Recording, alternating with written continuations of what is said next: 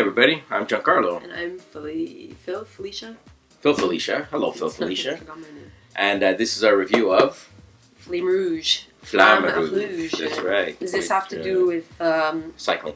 Paris, mercredi, le 6 juillet 1932. 1932. I was going to put subtitles as you say that. Really? People wouldn't be able to No, get my that. brain's like, not too much work.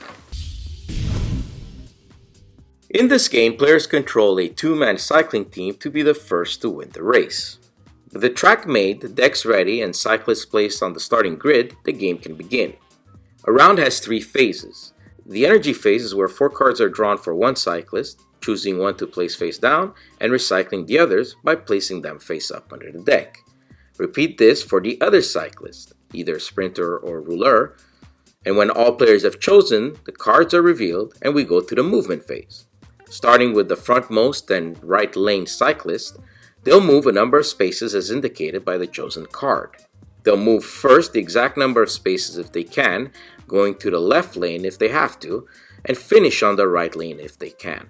If they can't go the exact number of spaces because of a cyclist occupying that space, they'll go to the nearest available spot behind them. The next cyclist in front of the board repeats the process until all cyclists have used their movement card.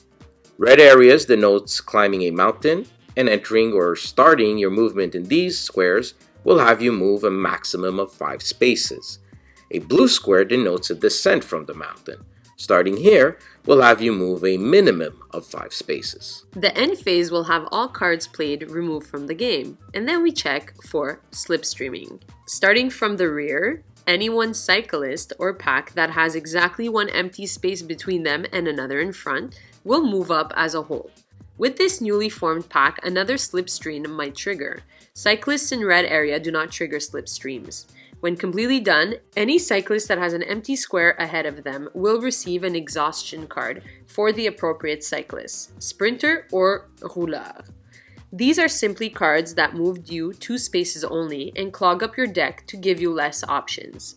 A new round begins by drawing cards for each cyclist. Should you reach a face-up card, shuffle them all to form a new deck and draw until you have 4. When a player crosses the finish line, continue the round and the furthest cyclist wins. Seeing Flamme Rouge, I was worried the theme would not catch everyone's interest, especially in North America, but that only gets a half-point penalty, because it certainly is captured very well through the game's mechanics. This game is extremely enjoyable. There's a great blend of tactics and strategy, with a little aspect of anticipating what other players might play, and hand or deck management. Artwork gets half a point again, with full pro point on component quality. And though there are different track possibilities, the replay value in that aspect is simply an illusion. The games will play mostly the same, with a slow start in terms of not clogging your deck to try and positioning yourself 3/4 in to best sprint for the finish line. There is some luck, but it balances itself out between players. Game plays smoothly enough and will keep players interacting and invested all the way to the end. Flamme Rouge gets an 8 out of 10.